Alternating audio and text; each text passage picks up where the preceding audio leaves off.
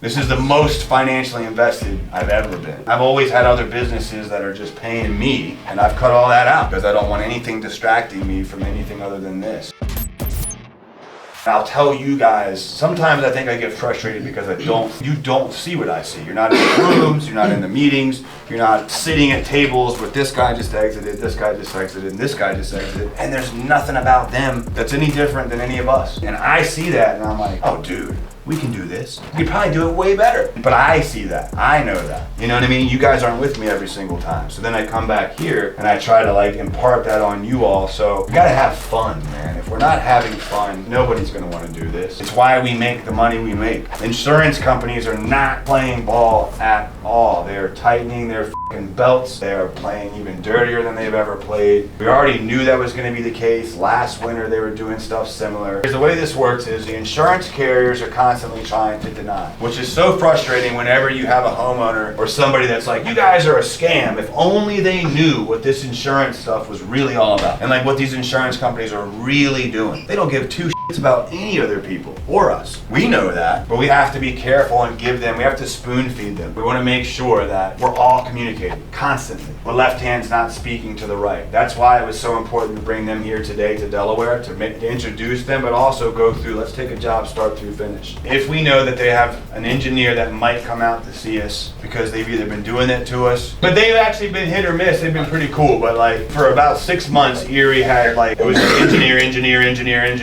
in one office, and coincidentally, it was the one office that my wife got involved with, caught them in some crap and made them pay. And then we were like super popular for them in that area for like the next 6 months. So we tried some things. We did some things cleverly like, hey homeowner, I'm not gonna be here at the adjuster meeting.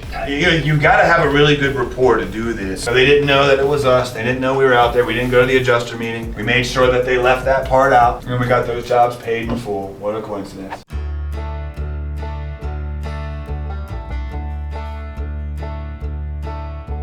You have to educate your client. Like Sills, what I do on any future Erie claims, like, look, I gotta be honest. Erie's a wonderful insurance carrier, but I don't know what's going on with the guy up here, but it makes me nervous filing this because look, I take these things seriously. Here's what engineer means. Here's what mechanical means. Can you do me a favor? Can you please come out? Watch me inspect this. Okay. Watch me inspect this. Or digitally, right? We've got cameras. There should be nothing we're doing at that initial inspection that we could care less if they watch us. We digitally inspect it. There should be no issue because either it has damage, we can get it to repair test or not. We bought cameras for everybody to do just that. When you get up on that roof, confirm with the homeowner. Can you confirm the time's 10:10? Yes? Awesome. I'll explain a little bit. Hop up there. When you get done and you go to transition in the house, hey guys, real quick, can you confirm the time is 10:15? Yes? Okay, cool. Done. And you just keep it moving. After you filed the claim, after you've done everything, then you'll bring up that document. Get that signed. What it's going to do is force you to have a conversation with your homeowner. Guys, so what this is a document that states that I was only on your roof that time and that time one time. Let me tell you why. These carriers are doing what we call asserting mechanical damage and calling out engineers left and right. It's designed to chase off unsavory companies that are out there creating damages on people's roofs.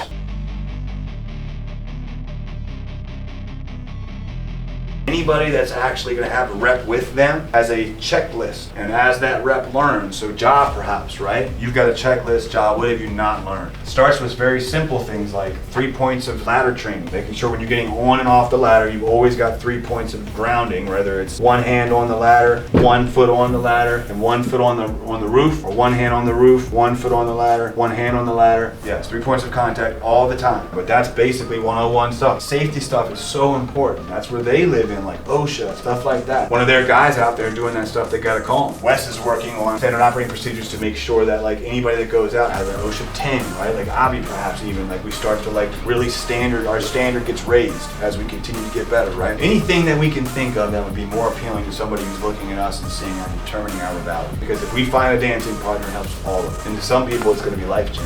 I hope for everybody it's gonna be life-changing.